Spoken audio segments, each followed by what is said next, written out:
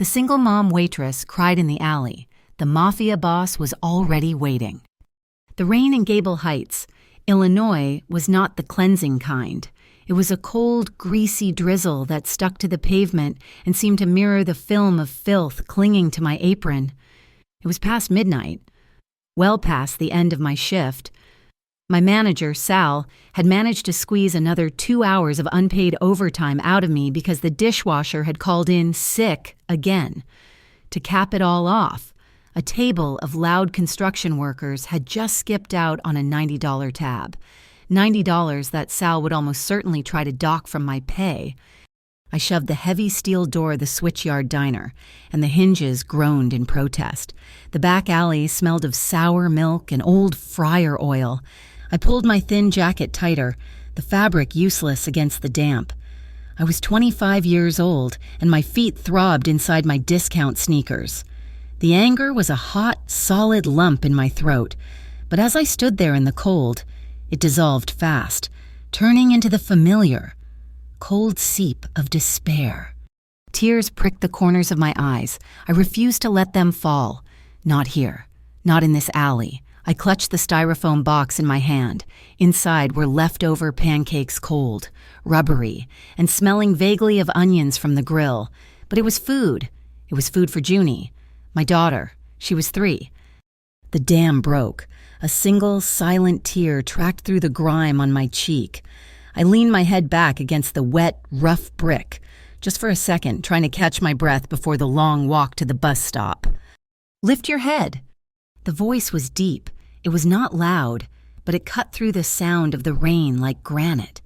It came from the deep shadows by the dumpsters, near the far end of the alley. I froze. My hand tightened on the pancake box, crushing the corner. My heart hammered against my ribs. A man stepped out of the darkness. He did not just emerge from the shadows. It felt like the shadows themselves had moved to let him pass. He was standing in the alley, but he did not belong to it. He wore a charcoal suit that probably cost more than my apartment, partially covered by a long, dark trench coat. The faint yellow security light from the diner's back door caught the hard, defined angles of his face. His eyes were dark, and they watched me with an unnerving, absolute stillness, as if he could see every bad decision I had ever made, every small hope I was clinging to. This was Bruno Montanaro. I did not know him personally, but I knew the name. Everyone in Gable Heights knew the name. Before I could process why a man like that was standing in this greasy alley at 1 a.m, 2 other men materialized from the alley's mouth, blocking my only exit to the street. These men were different. They were the alley. Cheap leather jackets cracking in the damp, jumpy eyes that darted from me to the shadows, and the smell of stale beer and unwashed clothes rolled off them.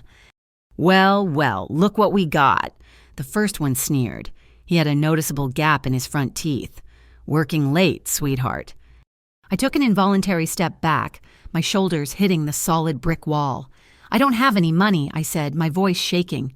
A table skipped the bill. "We are not here for your tips," the second one said, stepping closer. He was shorter, but thicker.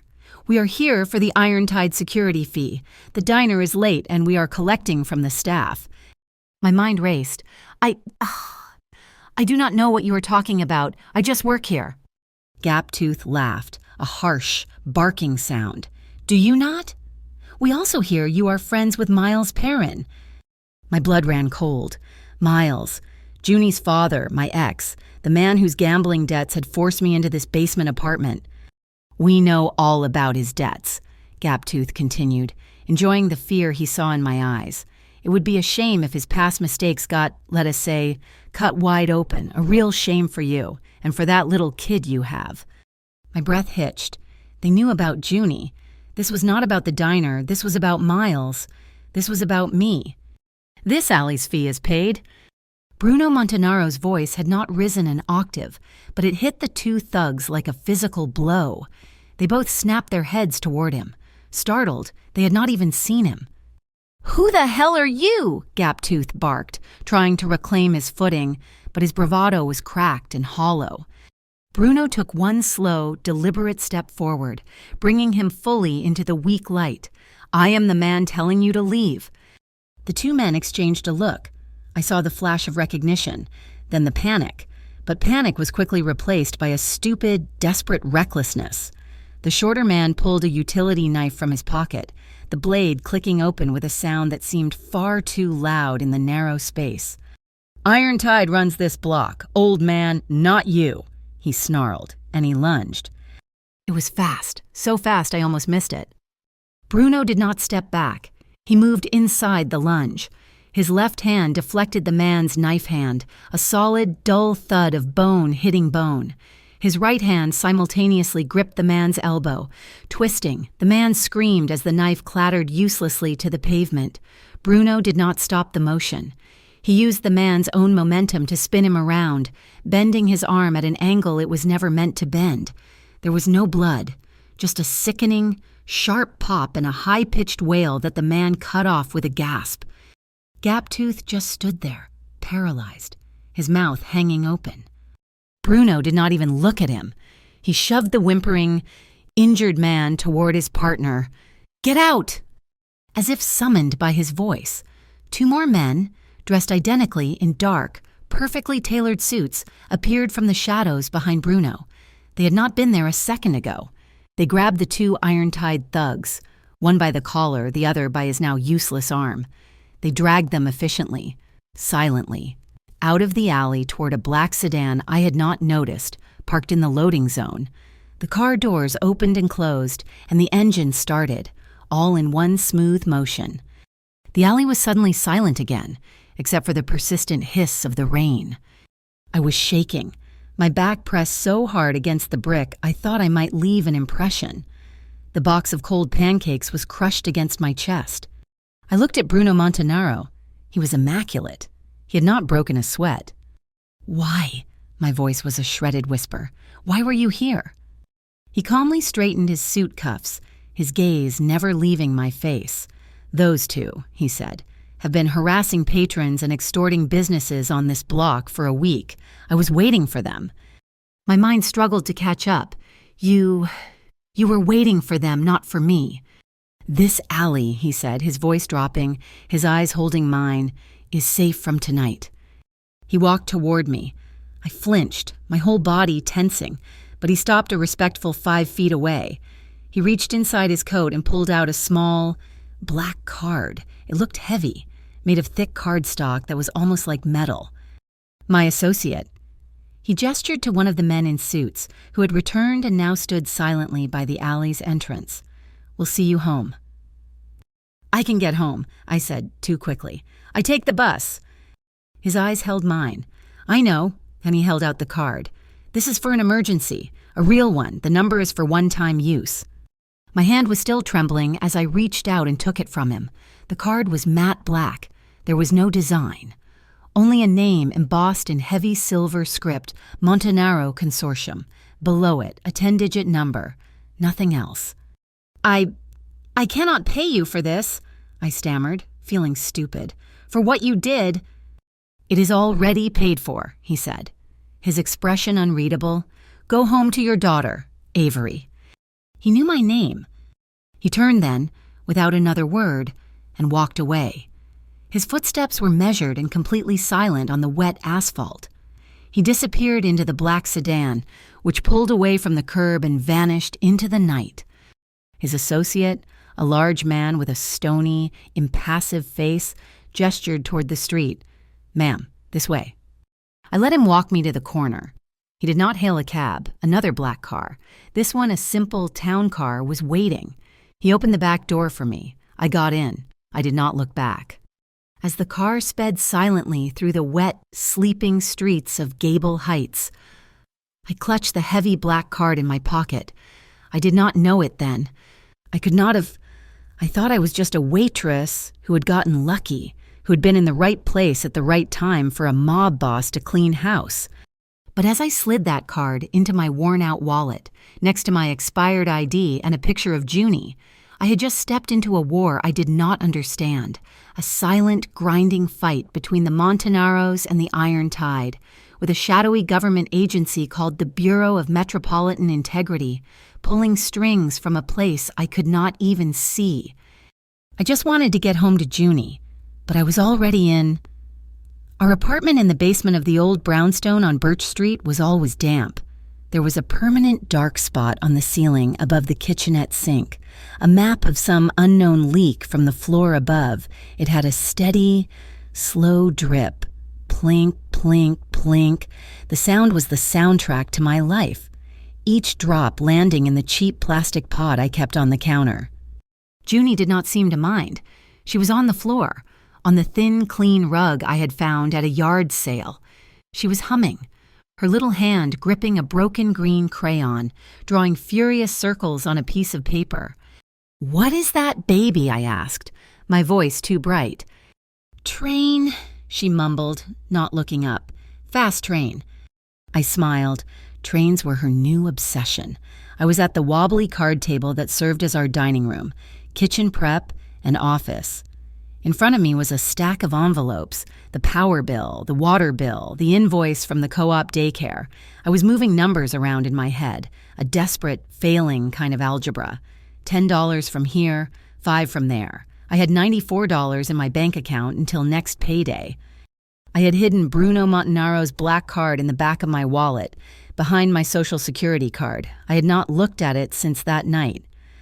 I made a silent promise to the sound of the dripping water. I am not getting involved in that world. I am not trading one kind of danger for another. I would handle my own problems. My problems, it turned out, were about to get much worse. When I got home from the bus stop the next afternoon, there was a letter taped to my apartment door. It was not from my usual landlord, a grouchy old man named Mr. Petrov. This was a thick, cream-colored envelope embossed with a corporate logo, Sablestone Holdings. The letter inside was short, printed in a cold, sharp font. It informed me that Sablestone Holdings had acquired the building, effective immediately, and due to critically necessary fire safety upgrades in accordance with City Ordinance 3-7B, my rent would be increasing. I scanned the page, my stomach tightening. I found the number.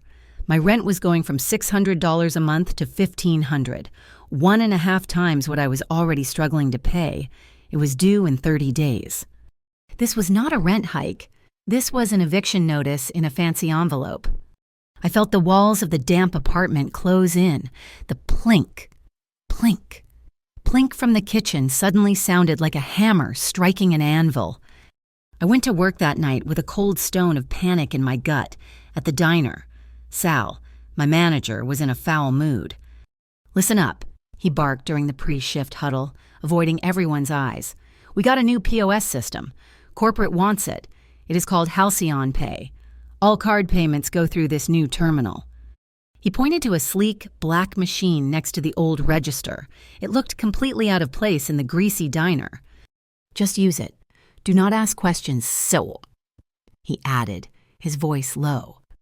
The night was busy. I ran my first credit card payment through the Halcyon Pay terminal, a $20 check, the receipt printed, and I glanced at it. It looked normal, but as I ran another check an hour later, something felt wrong. I ran a card for table 7. Then, 10 minutes later, I ran a card for table 12. When I looked at the slips, my blood chilled. They had different customer names, but the authorization code was identical. I kept going, my hands on autopilot, delivering plates of hash browns and pouring endless cups of coffee, but my mind was racing. Every time I used the machine, I watched the screen. The charge would go through. But just before the approved message flashed, a different screen would pop up for less than a second. A line of text routing via Vexline Logistics. Vexline Logistics. Why would a diner's credit card payment be routed through a logistics company? When I went on my break, I cornered Maria, one of the older waitresses. She had been here for 20 years. "What is this Halcyon Pay thing?" I asked, trying to sound casual. Maria stopped wiping her hands on her apron and looked around. The kitchen was empty, except for us. "You did not hear it from me," she whispered, leaning in. Sal did not have a choice. It came from the iron tide. My stomach flipped over. The men in the alley, they are running it in every restaurant on this side of the river, she continued, her voice barely audible. They say it is cleaner. But it is weird, I said, lowering my voice. The transactions, I think they are duplicating things, and I saw a name, Vexline Logistics. Maria's eyes went wide with genuine fear. She physically took a step back from me. Avery, stop, do not say that again, do not look, do not think about it. Why it is just a machine? Because, she said, her voice shaking, Tony from the bakery down the street asked too many questions about his new security system last month, and then 2 men from the BMI showed up. BMI, the Bureau of Metropolitan Integrity, I said. They are government, aren't they? They are not police. Honey, they are not anything. They took Tony for a routine medical checkup. He came back 2 days later. He does not talk much anymore. His hand shakes so bad he cannot bake. She gripped my arm. You have a kid. You shut your mouth. You clock in. You clock out. You understand me. I nodded, my throat too dry to speak. The rest of the shift was torture. Every time I swiped a card, I felt like I was an accessory to a crime. An hour before closing, Davy slid into his usual booth. He was an old regular, a retired railroad engineer who always ordered black coffee and a slice of apple pie. He was quiet, kind, and always left exactly a $2 tip. He watched me as I fumbled with the terminal, my hands unsteady. Trouble with the new machine. Avery, he asked gently. I just nodded, trying to force a smile. He put his wrinkled hand over mine for a second. I have seen a lot of things change in this city, child, and I have seen a lot of new machines. When a machine feels wrong, it is usually because it is. He slid his receipt across the table. You keep that copy. Keep all the strange ones. A paper trail is a hard thing to erase, just in case. His words settled over me, a strange mix of comfort and terror. I walked home that night, turning Mr. Davies' words over in my mind. I had a small stack of the duplicate receipts folded in my pocket. They felt like they weighed 1,000 pounds. When I got to my building, I saw it. A dark sedan, not a police car, not a town car, just a black anonymous car, parked across the street, half hidden in the shadow of an overgrown tree. There were 2 men in the front seat. I could not see their faces, just the faint, demonic red glow of a lit cigarette. They were watching my apartment, watching the basement window. My keys suddenly felt slippery in my hand. I fumbled with the lock, my heart pounding a sick, heavy rhythm. I got inside and slammed the deadbolt. I did not turn on the lights. I ran to Junie's cot in the corner of the room. She was asleep, her small face peaceful, her breathing soft. I stood in the darkness, looking out the sliver of window that was level with the sidewalk. The car did not move. I backed away. Picking Junie up out of her cot, she stirred, murmuring in her sleep, and I held her tight against my chest. I sat on my bed in the dark, my back to the wall, and just watched. An hour passed, 2, the car was still there. Then my phone buzzed on the nightstand. The sound made me jump so hard I nearly screamed. I snatched it. An unknown number, a text message. My fingers were trembling as I opened it. Don't be a hero. My blood turned to ice. Below the text was an image. It was a photograph. Me. I was at the playground with Junie, pushing her on the swings. It had been taken from a distance, through the chain-link fence. It was from 3 days ago. They had been watching me for days. They had photographed my child. The rent notice, the iron tide, the BMI, the man with the shaking hand, and now this picture. I was not a hero. I was a mother, and they had threatened my child. My resolve to handle my own problems crumbled to dust. I was a waitress with $94. They were an army. I put Junie back in her cot, pulling the blanket up to her chin. I walked to my wallet, my legs feeling like wood. I pulled out the heavy, black card, Montanaro Consortium. My hands were shaking so badly I misdialed the first time. I took a deep breath, The air in the damp apartment feeling too thick to breathe, I dialed again. It did not ring long. It rang exactly once. A voice answered, deep, calm, and curt. Not hello. Speak.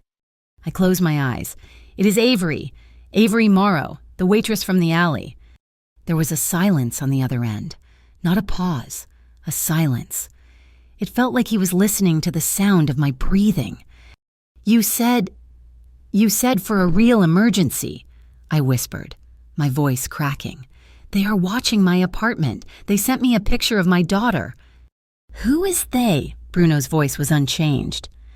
I think it is the Iron Tide. It is about the diner.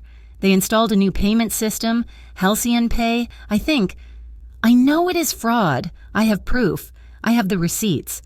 I was babbling, the words tumbling out. I do not trust anyone, the police, the city. They mentioned the BMI. I do not know what to do.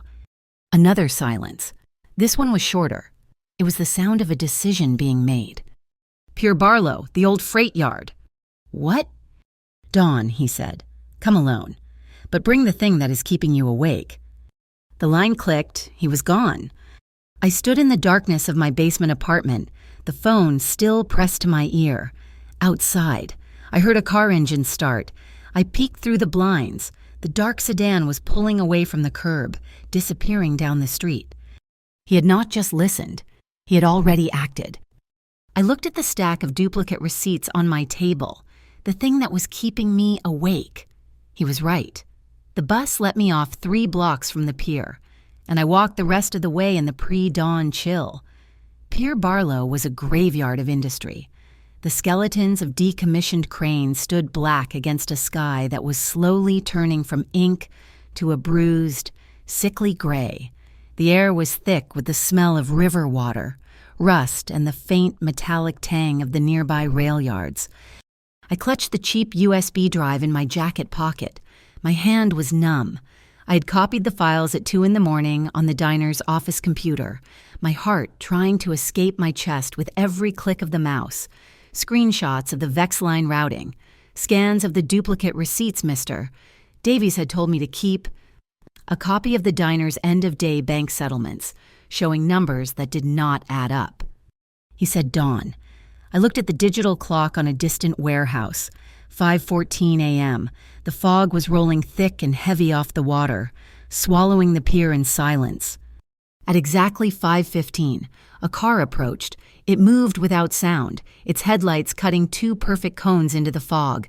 It was the black sedan. It stopped 20 feet away. Bruno Montanaro got out. He was alone. No guards, no driver. Geez. He wore the same dark charcoal suit, buttoned, and a long wool coat against the cold. He looked like he belonged here, like he was carved from the same hard, unforgiving materials as the pier itself. You are punctual, he said. His voice was quiet, but it carried perfectly in the damp air. You said dawn. I walked toward him, my body rigid with fear. I held out the USB drive. This is everything I found, the receipts, the screenshots. It is all in here. He took it from me. The small, plastic drive looked like a toy in his large, gloved hand.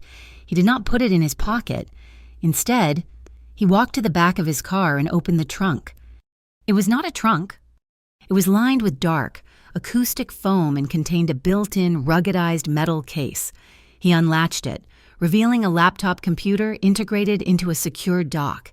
It was military grade, something I had never seen before. He plugged in my USB drive, booted the machine, and his fingers began to move across the keyboard. He typed with a speed and precision that was hypnotic. I stood beside him, shivering, watching the screen. He was not just looking at my files, he was running them through some kind of program. Lines of code scrolled past. You were right, he said after a long, silent minute. They are not just skimming. This is a full round trip. What does that mean? He pointed to the screen. A flow chart had appeared. The money leaves the diner's register. Halcyon Pay routes it through Vexline Logistics. Vexline Logistics, as you suspected, is a shell company. It has existed for 90 days. It has no assets, no trucks, no employees. So where does the money go? Here. He typed another command, and a new name appeared. It donates the full amount to a charitable foundation, the Harbor Hearts Community Fund. My stomach clenched. Harbor Hearts. But they are legitimate. They fund after-school programs. The mayor is on their board. That, Bruno said, his eyes fixed on the data, is the legal perfume. You cannot seize a donation to a 501c3. The money is washed the moment it lands in their account. From there, Harbor Hearts pays out exorbitant consulting fees and service contracts to other companies. Companies owned by the Iron Tide. The charity is the laundry. He closed the laptop, and the screen went dark.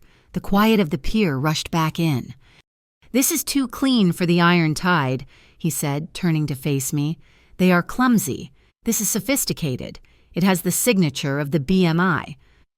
"The Bureau of Metropolitan Integrity," I whispered, remembering Maria's terror. "The man from the bakery. They said the BMI took him for a medical checkup." Bruno's expression was grim. "The BMI is the real threat here. They are not police. They do not make arrests. They operate on a different level. They will open a public investigation into a legitimate business, a competitor to the ones they protect. They swarm the place, seize records, and find nothing. They publicly clear the target of all wrongdoing." "That does not sound so bad," I said, my voice small. "It is the kiss of death," he replied, his voice flat and cold. "Because 2, maybe 3 weeks later, the owner of that business has an accident, a brake line fails, an electrical fire starts in their kitchen. They have a sudden, fatal heart attack. The BMI's investigation serves one purpose: to isolate the target, ruin their reputation, and make sure no one is surprised when they fall. They are professional assassins with government badges." A cold dread, far deeper than the morning air, settled into my bones. This was not about 2 thugs in an alley. This was about something massive, something untouchable. I had to tell him, there is something else. He waited, his attention absolute. "The threat I got," I said, the words catching in my throat. "The picture of Junie? It might not have been just about the receipts." I took a shaky breath. "My daughter's father, my ex, his name is Miles Perrin. He has a gambling problem, a bad one. He owes money all over the city, and I know he is tangled up with the Iron Tide. He knows where I live. He knows about Junie. They could be using him, or he could be the one who told them. I do not know who to trust." I finally said it. The shame and fear I had been carrying for 2 years, now laid bare on a dark pier in front of a mafia boss. Bruno watched me, his face an unreadable mask. He did not judge. He did not react. He simply processed the information, like his computer. "You cannot go back to that apartment," he said. It was not a suggestion. It was a conclusion. "Your ex-boyfriend, the Iron Tide, the BMI, they have all drawn a map to your door. You and the child are exposed." He reached into his coat. For a second, I thought he was pulling out the black card. Instead, it was a simple, modern key card. "The Hotel Calder Row. It is on the north side. It is one of my properties. It is clean, secure. You and your daughter will have a suite. No one will know you are there." I looked at the key card. It represented safety, food, warmth, an end to the panic, a golden cage. I would be his property, just in a different way. "I cannot," I whispered, shaking my head. "Thank you, but I cannot. I ran from Miles because he wanted to own me. I cannot run from this straight into a cage, even if it is a safe one. I am not selling my soul just to hide." I expected him to be angry, to insist. He was a man who seemed to command the world around him. Instead, he just looked at me for a long moment. Then, slowly, he nodded. "I respect that," he said quietly. He put the key card back in his pocket. He reached into another, pulling out a small, black object. It was a keychain, sleek and metallic, with a single, recessed button.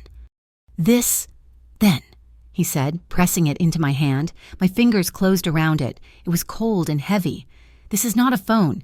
It cannot be tracked, but the signal is satellite-based. If you are ever in a situation where you cannot call me, if you are ever in immediate danger, you press this button. Hold it for 3 seconds. My men will be at your location in less than 5 minutes. I clipped it to the inside of my jacket. It was a compromise, a lifeline. The fog was beginning to lift. The sky was lighter. I knew I should leave, just walk away. But the question that had been burning in my mind since that night in the alleyway finally escaped. Why? I asked, my voice barely a whisper. That night, you said you were waiting for those men, but you knew my name. You knew I had a daughter. Why were you really standing in that alley? He turned his body slightly, looking past me toward the rail yard, where the first train of the morning was beginning to rumble. I received information, he said, his voice lower, that the Iron Tide was planning to put pressure on the switch yard. Their leverage point, I was told, was a loud-mouthed single-mother waitress who was already in a desperate situation. My face burned with humiliation. That was me. That was all I was to them. He turned back to me, and his eyes met mine. They were dark and intense, and they held no pity, only a hard, cold clarity. I arrived early because I knew someone would try to exploit your tears. I could not breathe. He had not seen me as leverage.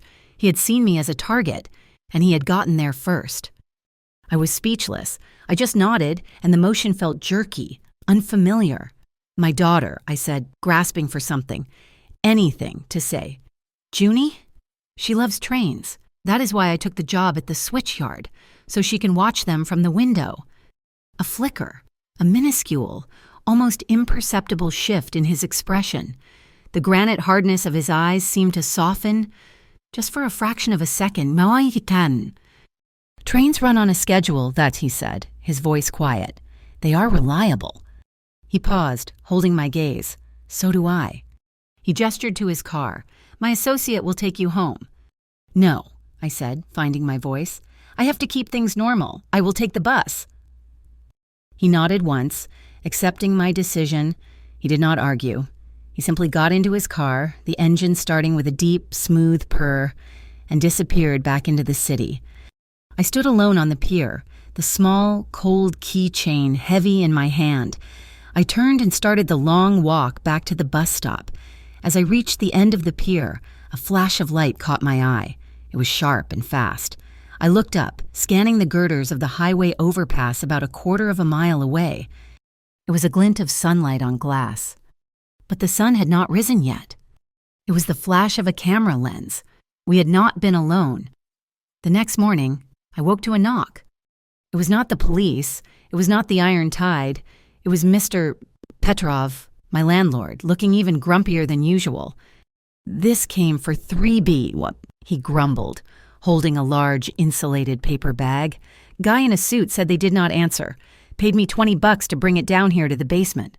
Said it must be your address instead. I stared at the bag. It was not from the diner. It was from the Gilded Spire, a place downtown where coffee cost $12. I did not order anything, I said. Not my problem. He shoved the bag at me and stumped back up the stairs.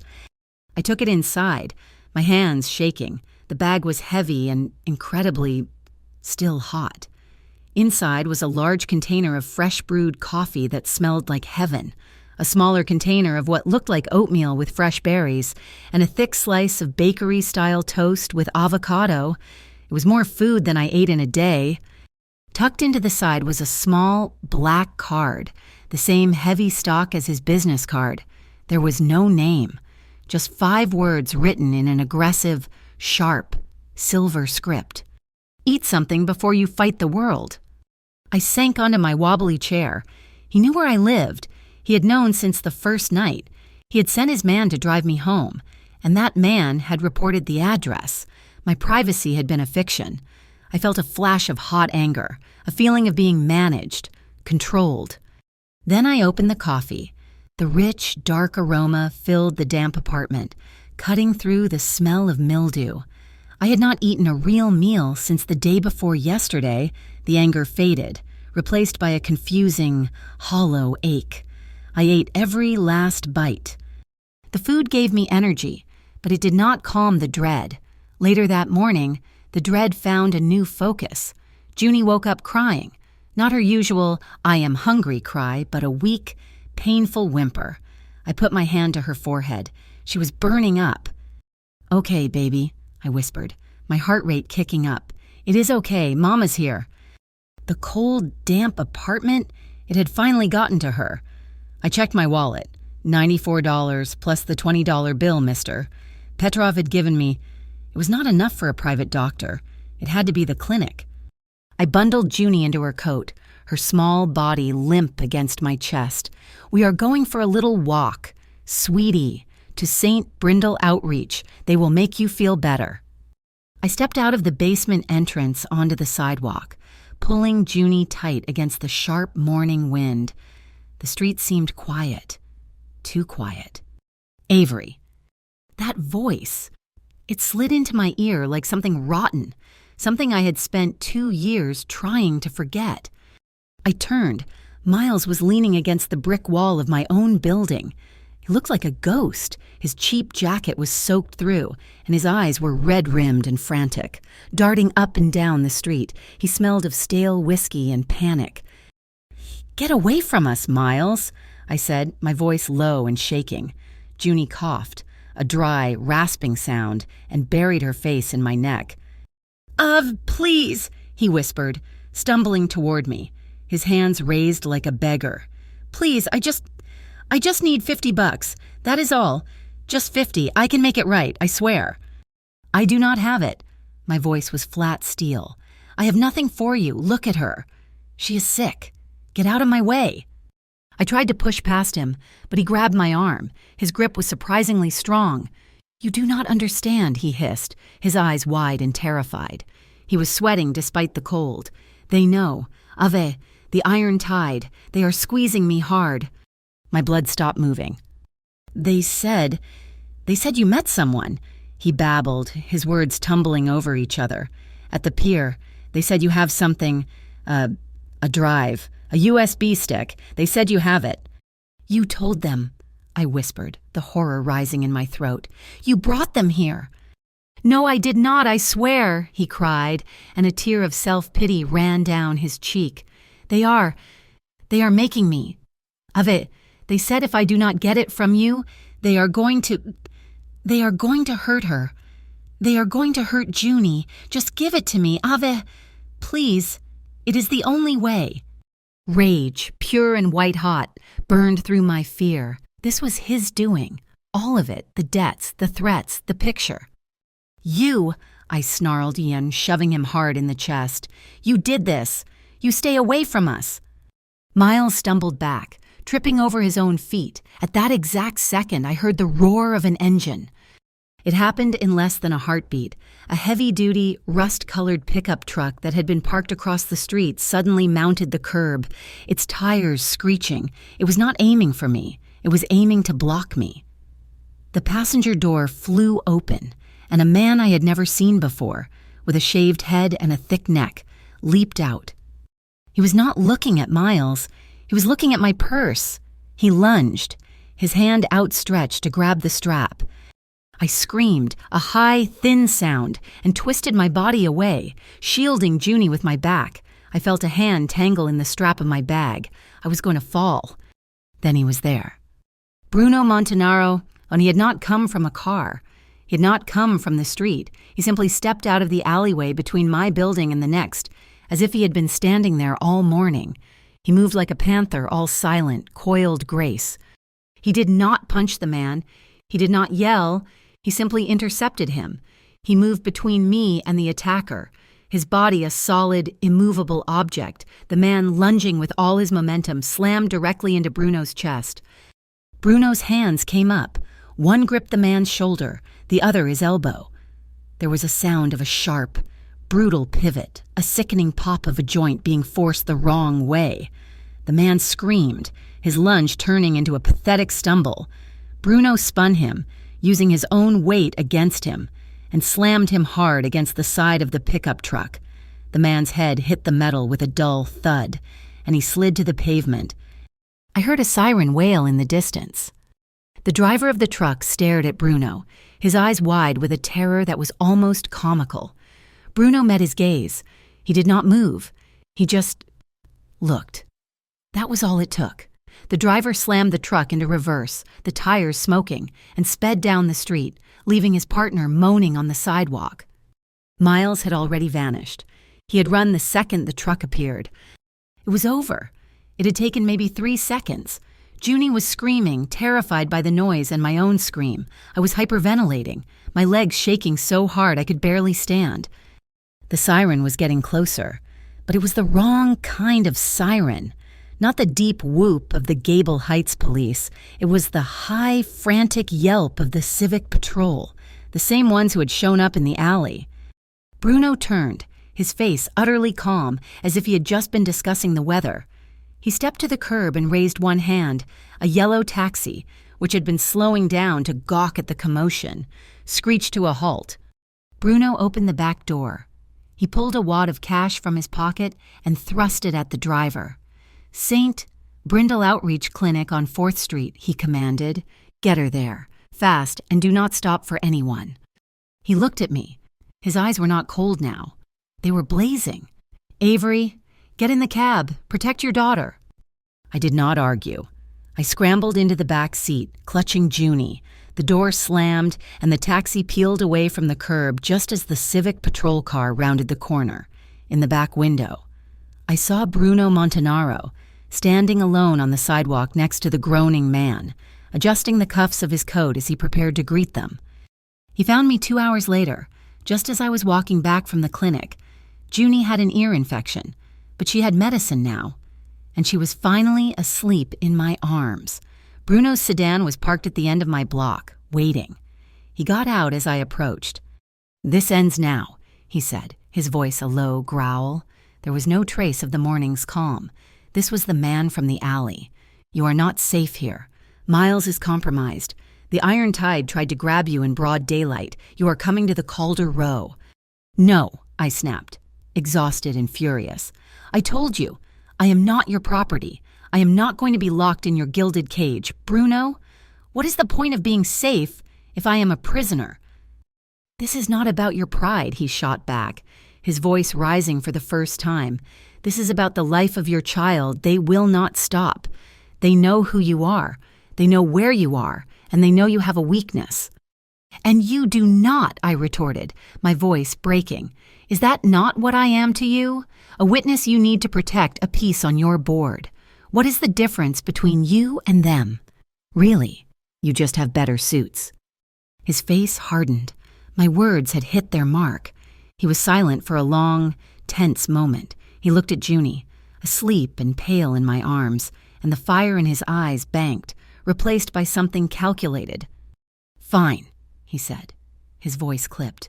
"You will not come, but she will be protected. The Orchid Sentinel." "I do not know what that is." "My security detail. They are civilian. They are discreet. They will protect Junie. I will not allow this to happen again." "I do not want your men in black suits following me around, Bruno." "Not you," he said. Her route to the Pine Street Co-op. They will be unseen. They will follow her. They will be there when she arrives, and when she leaves." He held up a hand. 72 hours. That is all I ask. 3 days.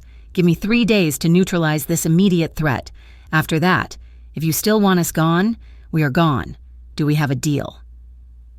I looked at my daughter's sleeping face. He was offering a compromise, not a cage, but a perimeter. For her. 72 hours, I agreed, my voice a whisper. "And unseen. If I see a single one of them, the deal is off."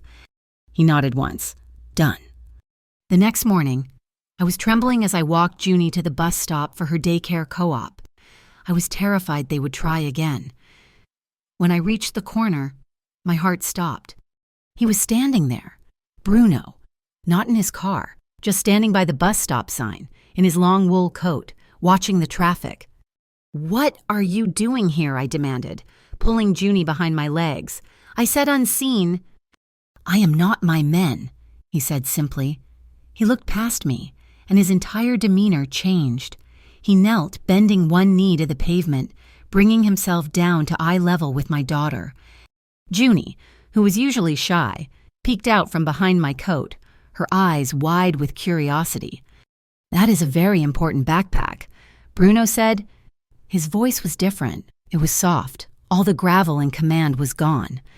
Junie clutched the strap of her little blue bag. It had a cartoon train stitched on the front. "It is a train," she whispered. "I know," he replied. "That must make you the conductor." Junie giggled. "I am the conductor." "Well, conductor," Bruno said, and he offered a small, almost invisible smile. "It is your job to make sure your train is safe. You are in charge."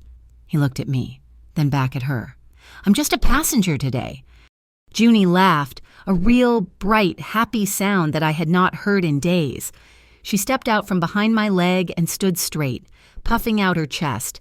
"I am the conductor." The bus hissed to a stop. I was frozen, watching this man who I had seen break another man's arm, now kneeling on the dirty sidewalk, charming my daughter. My heart felt like it was being squeezed. It was a confusing, painful pressure I did not understand. That night, after Junie was asleep, I sat at my wobbly table, listening to the plink, plink, plink of the leaking ceiling. I opened the old spiral notebook I used for budgets. I turned to a blank page. I wrote Miles, who swore he loved me, tried to sell me out for $50. Bruno, who promises me nothing but trouble, put his own body between us and a speeding truck. I stared at the words for a long time. Then I wrote one more line. "Can you trust an unclean hand if it is the one that always catches you when you fall?" The 72 hours of Bruno's protection felt like holding my breath. I had not seen a single dark suit, no parked sedans, no one watching me from the shadows, but I knew they were there. The air around the co-op bus stop felt different, charged. On the second day, a message came to the burner phone he had given me. It was not a text, just a time and an address, an office building downtown, 19th floor. I took Junie to the co-op and went. The office was clinical, all glass and brushed steel. It did not look like the office of a mob boss. It looked like a tech startup. Bruno was there, but he was not in charge. He was standing by a window, looking down at the city grid. The person in charge was a woman sitting at a massive wraparound console of monitors. She was young, maybe my age, with sharp, intelligent eyes and hair pulled back in a severe, functional knot. She did not look up when I entered. "This is Lyra Ung," Bruno said, his voice echoing slightly in the sterile room.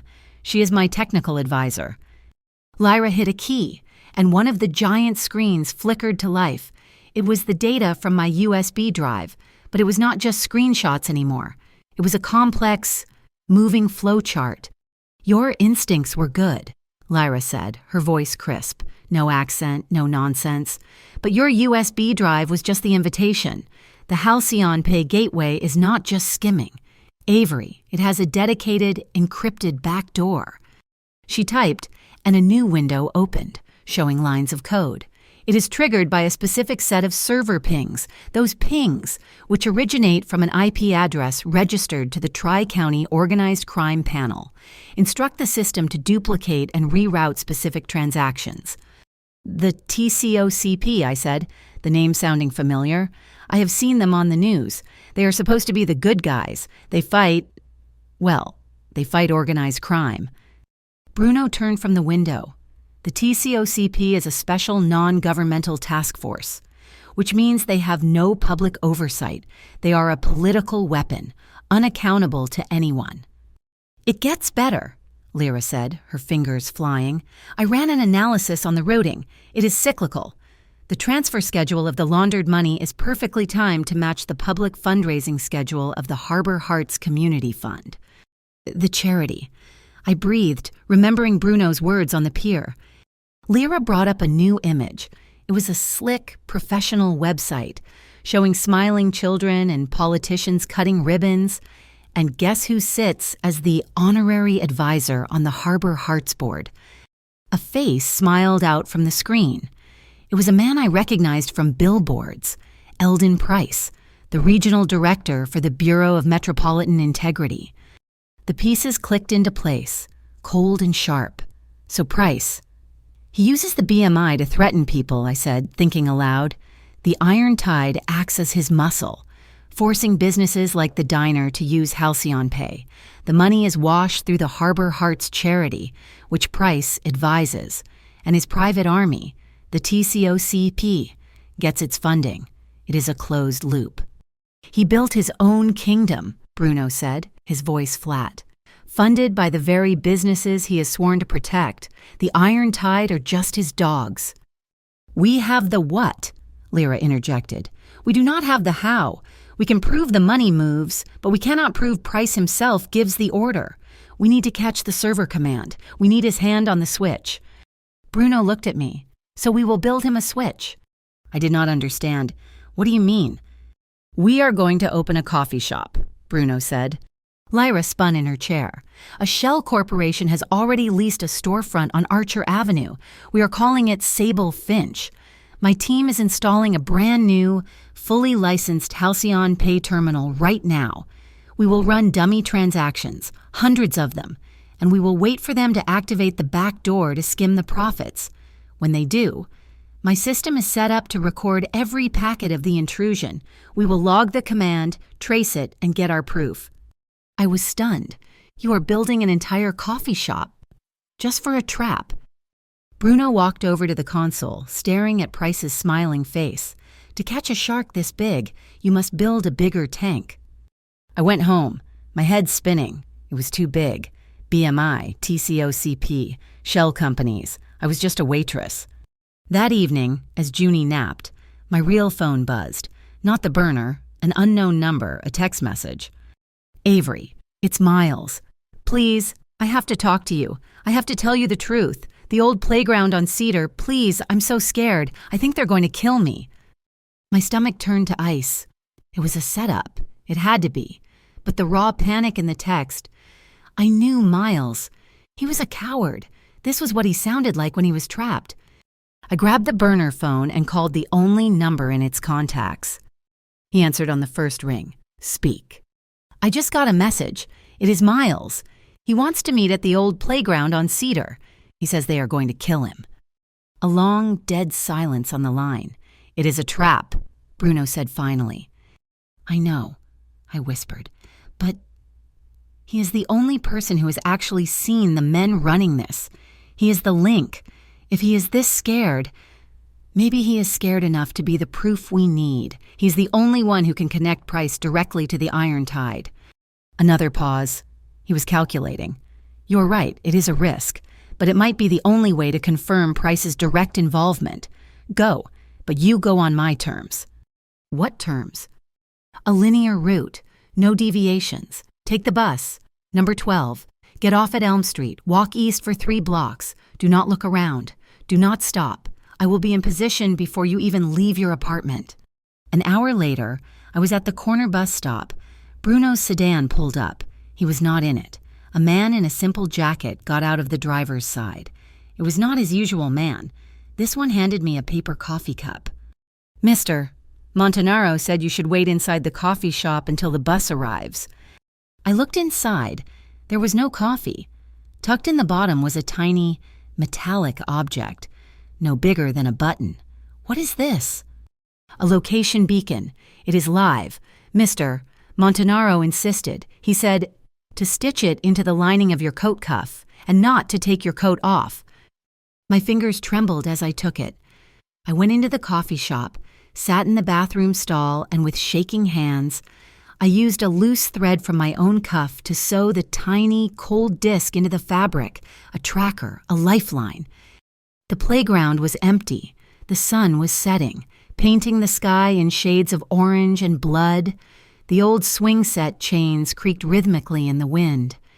Miles was huddled under the slide. He looked worse than I had ever seen him. His face was bruised, one eye swollen shut. Av, he whimpered, grabbing my coat. Thank God, you gotta help me. Tell me the truth, Miles, I said, my voice cold, pushing his hands off me. Who sent you to my apartment? Who hit you? It was not just the tide, he babbled, tears streaming from his good eye. At first, it was just my debt. But then he got involved. Who? I demanded. Price, the BMI director. He owns the Iron Tide. They are just his muscle. He found out you were looking at the Halcyon Pay machine. He told me to get the USB from you. To shut you up. My heart hammered. He said if I did not, Miles sobbed. He said the BMI would do a welfare check on Junie. He threatened to take her away, Avery. He said I would never see her again. He threatened my daughter. Rage, so pure and cold it burned, flooded my system. So the picture, the car, that was Price. He is the monster, Avery, not the street thugs. He is the one. A pair of headlights flooded the playground, washing us in a blinding white light. A black, sterile SUV, not a pickup truck, rolled to a stop on the grass. This one had government plates. Two men in dark, functional suits got out. They looked like accountants, but their eyes were dead. Ma'am, the first one said, his voice devoid of all emotion, we are with the Bureau of Metropolitan Integrity. We are conducting a community safety check. We have received a report of an endangered minor. We need you to come with us. Miles let out a high, thin wail and scrambled back into the darkness. I am not going anywhere with you, I said, my hand instinctively touching the tracker in my cuff. It was not a request, the second man said, stepping forward. Squeak, squeak, squeak. The slow, rhythmic sound cut through the tension. We all turned. Bruno Montanaro was sitting on one of the swings, pushing himself gently back and forth. He was not in a suit. He wore dark jeans, a black turtleneck, and his long wool coat. He looked more dangerous than I'd ever seen him. He held a thin, leather briefcase on his lap. That will be all, gentlemen, he said mildly. The two BMI agents froze. They had not seen him. This is official bureau business, the first one snapped. Recovering. Identify yourself. Bruno stopped swinging and stood. The swing chain groaned. I am a citizen and you, he said, his voice calm, are operating outside your designated jurisdiction.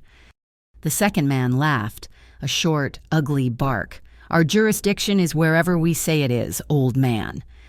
Not according to the city charter. Bruno stepped forward into the light, placing his briefcase on the damp picnic table. He opened it. I represent the Bureau of Trade Guardians, a certified state-funded civil oversight committee. He pulled out a thick document. This is a legal filing, time-stamped 1 hour ago at the municipal court. The BTG is officially monitoring the TCOCP and all its affiliates, which includes the BMI for predatory practices against local business owners. Your community safety check on this civilian, a known employee of a business currently under our investigation, looks a great deal like witness tampering. The two agents were stunned. They were used to being the ones with the unassailable paperwork. The BTG, the first one stammered, I've never heard of it. You will, Bruno said. Now, unless you have a warrant signed by a superior court judge specifying this citizen by name, I suggest you return to your vehicle. My associate is filming this entire interaction for the public record. A small, bright red light clicked on from the roof of the nearby concession stand. Lyra. The two men looked at each other, then at the camera, then back at Bruno. They were trapped. This was not in their script. They could not assault a civilian being filmed by another bureau. The first agent's face twisted in rage. This is not over. It will be, Bruno said. They got back in their SUV, slammed the doors, and sped away, their tires tearing up the grass. Miles was long gone. The playground was silent again, except for the wind. I was shaking. The Bureau of Trade Guardians, I whispered. You have your own bureau. Bruno closed his briefcase. The BTG is a non-profit organization I founded last year. It consists of 3 employees and a very, very good lawyer. It is, however, completely legal. You lied, I said. You said it was state-funded. I presented a competing legal framework, he corrected me, his voice void of apology. They are not used to that. He turned to face me, and the casual calm was gone. His eyes were dark and deadly serious. They will not be fooled for long.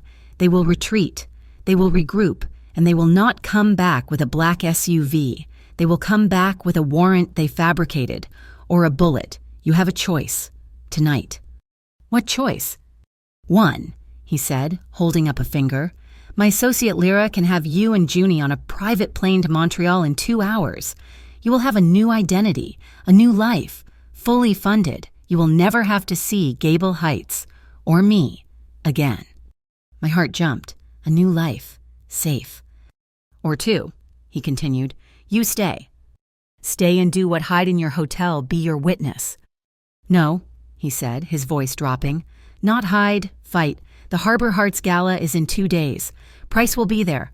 Lyra's trap at the Sable Finch will be sprung. But data, no matter how good, can be explained away. It is just numbers. They need a voice, a face.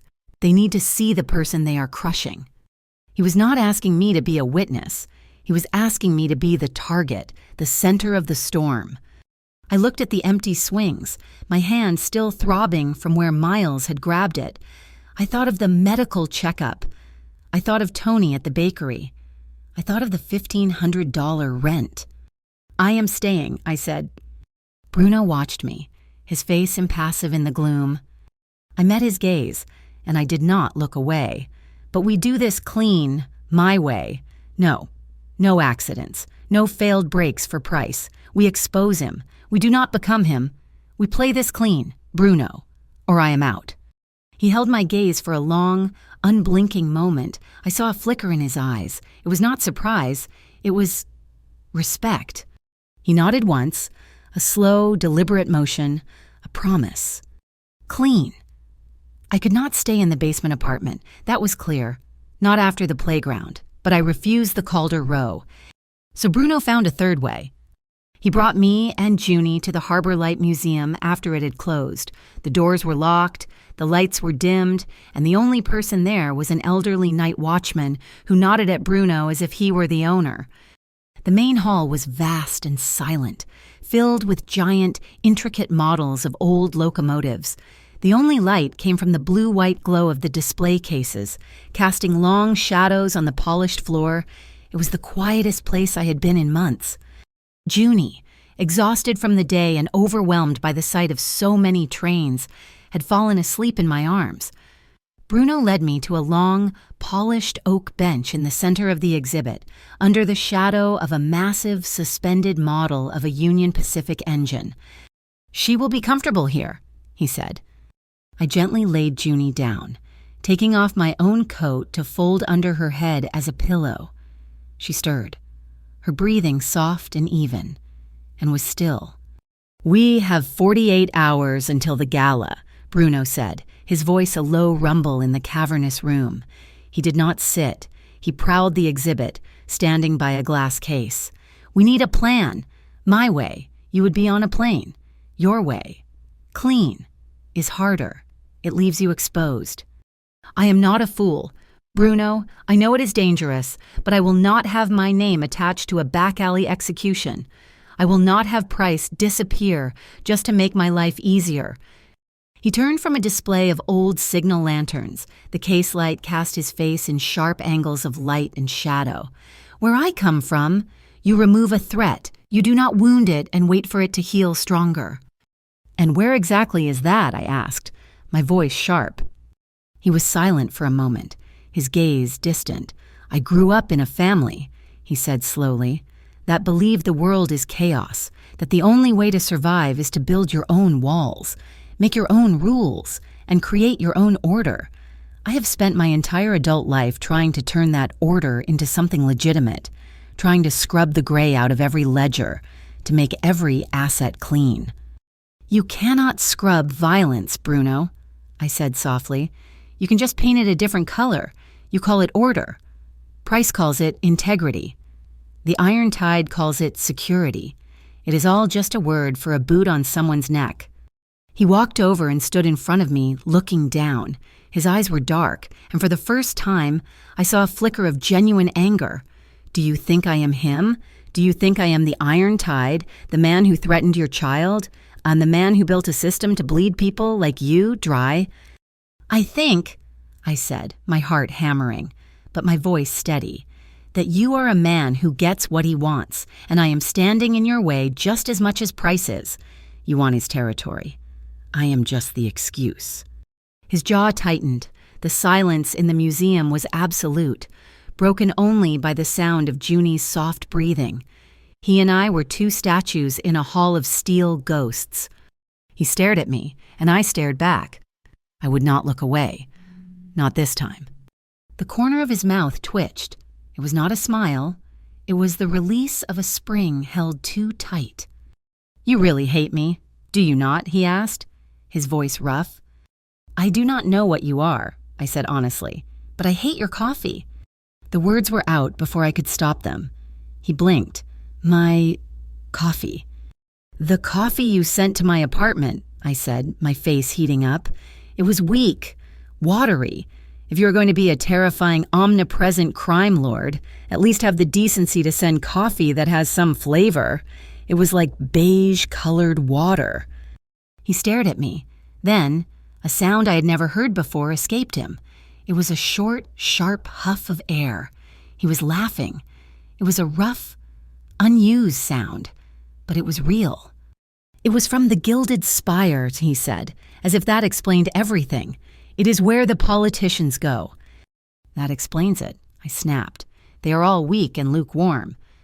He actually smiled, a full, genuine smile that transformed his face, erasing the hard lines. If only for a second, Mattia. I agree. It is terrible. I prefer my own. The tension broke. It did not just ease, it shattered. The distance between us, the hard line of boss and witness, protector and victim, suddenly collapsed. He was just a man who also hated bad coffee. He sat on the bench, not next to me but a few feet down, leaving Junie's sleeping form between us like a small, peaceful barrier. The plan, Avery, he said, his voice softer now. My way is to remove Price. Your way is to expose him. We will do it your way. Lyra will have the Sable Finch data. We will feed it to the press at the gala. But Price will have security. He will have the BMI. He will not let you get to a microphone. Then I will not use a microphone, and I said, I will be the distraction while they are watching me. Lyra does her work. No, you will not be the bait. He leaned forward, his elbows on his knees. My team will create the distraction. You are the truth. You are the one who will speak. He looked at me, and I saw the calculation in his eyes. He was recalibrating his entire plan, right here, to fit my demand. I shivered, the cold of the large hall seeping into my bones. My coat was still under Junie's head. I pulled my thin sweater tighter. Bruno noticed. He stood, took a step toward me and hesitated. His hand lifted, then paused, suspended in the air between us. He was looking at my shoulder, where my sweater had snagged and pulled, leaving my skin exposed. He was not looking at my body. He was looking at the thin, worn fabric. His eyes lifted to mine. It was a question. May I? I did not move. I did not breathe. I just held his gaze. Slowly, his hand completed its journey. His fingers, warm and calloused, brushed my shoulder. He did not touch my skin. He simply caught the stray thread of my sweater, his touch impossibly gentle, and smoothed the fabric back into place. It was the most deliberate, careful gesture I had ever experienced. It was not a rescue. It was not a command. It was just a touch, a slow, respectful, careful touch that sent a bolt of pure, liquid heat straight through my chest. His hand lingered for a second, his thumb brushing the wool over my collarbone.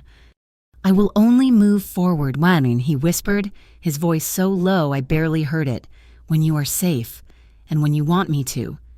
My breath hitched. I looked at this man, this monolith of control and power, this man who commanded men and built bureaus out of thin air. And he was stepping back. For me. In that second, a small, fragile seedling of trust, something I had thought was dead and buried, broke through the frozen ground of my fear. A sound. Outside, the heavy, guttural sound of a modified engine. idling too close to the museum's side entrance. It was not a sedan. It sounded wrong. Heavy. Bruno's head snapped up. In an instant, the gentleman was gone. The predator was back. He did not grab me. He did not pull. He moved in one fluid, silent motion. His left hand splayed flat against my stomach, his right hand on my shoulder, and he spun us both, pushing me backward until my back hit the cold, solid marble of a support pillar. He did not pin me. He shielded me. His body was a solid wall of muscle and wool, covering mine completely. His head turned toward the threat, his eyes scanning the high windows of the hall. It was not sexual. It was not aggressive. It was absolute. They will go through me to get to you. I was pressed against the marble, the cold seeping into my back. His chest was hot and solid against my front. I could smell the faint, clean scent of his coat, a mix of wool, night air, and something uniquely him. My heart was a frantic drum against his. I could feel his, too. It was not frantic. It was a slow, steady, powerful thump. Thump, thump. The engine noise revved, loud and angry, and then faded, the sound of tires squealing as it sped away. The threat was gone. Neither of us moved. The silence of the museum rushed back in.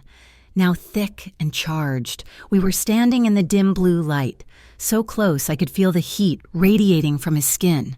My hands were trapped between his chest and mine. I could feel his breath, slow and controlled, on my hair. He did not move away. I did not push. We just stood there, breathing, his heart steady, mine, a rabbit in a snare. After a long, eternal second, he slowly, deliberately relaxed. He pulled back, just an inch. His eyes found mine in the shadows. We were so close. Our breath mingled in the cold air. I could see the dark, defined ring around his irises, the focus, the intensity. He was looking at me like I was the only thing in the room, the only thing in the world. And then he stepped back. He broke the contact completely, creating a space of cold air between us. The loss of his warmth was immediate, and I shivered again. He turned away, adjusting his coat, his composure snapping back into place like a steel lock. "Avery," he said, his voice rough. He cleared his throat. "You are the line. You are the line I will not cross, not unless you say my name." The night before the gala, the storm broke over Gable Heights. It was not a drizzle this time. It was a deluge, a biblical flood of rain that hammered against the windows of the Calder Row. I had finally agreed to stay in the hotel, just for this one night, not for me, for Junie. The suite was beautiful, all soft creams and warm woods, but it felt like a cage. Junie, however, was in heaven. She had her own room, with a bed softer than any she had ever known. She was asleep, clutching her small train, oblivious. The baby camera on the nightstand was a small, glowing eye, its audio muted. She was safe. I was not. I was pacing the main room, my nerves shredded, listening to the wind howl. A sharp crack of thunder, so loud it shook the building, was followed by an immediate, profound silence. The lights flickered, buzzed, and died. The entire suite, the entire city was plunged into absolute darkness. I gasped, my hand flying to my throat. I fumbled for the burner phone, my fingers shaking, my mind instantly going to Price, to the BMI, to a coordinated attack. Before I could dial, there was a soft knock at the suite's connecting door. Not the one to the hallway, but the one to the adjoining suite. "Avery!" Bruno's voice. Calm, solid. He was here. He had been in the next room the entire time. "The power's out," I whispered, my voice trembling. "I know. Open the door." I fumbled with the deadbolt and pulled the heavy door open. He was a shadow in the darkness, a silhouette against the faint emergency light in his own room. He walked past me, not touching me. "Your suite has a fireplace. Mine does not." He moved with a cat-like certainty in the dark, kneeling before the ornate, unlit hearth. I heard the snick of a lighter, and a small, flickering flame illuminated his face. He was not looking at me. He was focused, pushing the button for the gas key, laying a piece of dry kindling. In moments, a real fire was crackling, catching the logs. The small, hesitant flames grew, pushing back the oppressive dark, filling the room with a warm, amber glow. He stood and turned to face me. The firelight danced on the sharp planes of his face, making the shadows deep and soft. "You should not be in the dark," he said simply. The wind and rain hammered the windows, a wild percussion against the quiet crackle of the fire.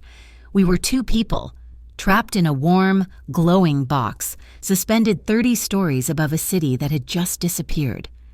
The honesty came out of me before I could stop it. "I am terrified," I whispered. I sank onto the thick rug in front of the hearth, pulling my knees to my chest. Not of tomorrow. Not really. I am terrified of this, of you." He did not sit. He remained standing, a dark sentinel between me and the blacked-out windows. "I have given you every reason to be." "No," I said, shaking my head. "I have dealt with men who are dangerous. You are different. I have spent my entire life, Bruno, fighting so I would not be owned by my past, owned by poverty, owned by men like Miles who think love is a cage. And now I am here, in your hotel, your safe house, and you are here, and I let you in."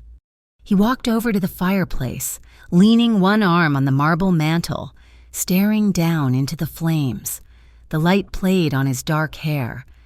"My whole life," he said, his voice a low, rough rumble, "has been about control, about turning the chaos of my family's business into something stable, something clean.